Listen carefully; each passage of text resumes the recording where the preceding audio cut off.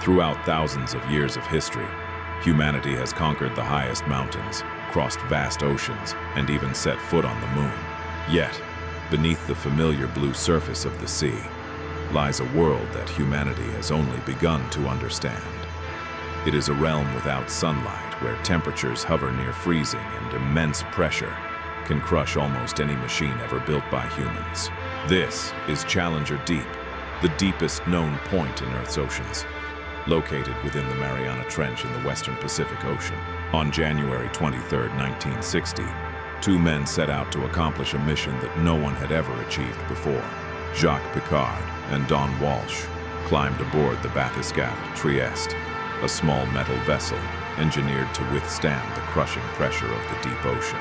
Their journey began beneath a bright sunlit sky, but with every meter they descended, the light slowly disappeared. The vibrant blue of the ocean gradually gave way to endless darkness. Thousands of meters below the surface, the world around them no longer resembled the ocean they once knew. It felt like an alien world hidden beneath our own planet.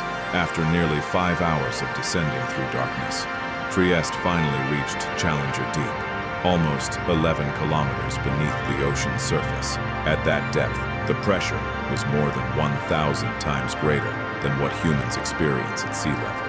In the deepest part of the ocean, surrounded by absolute silence, the small lights of Trieste swept across the soft sediment covering the seafloor.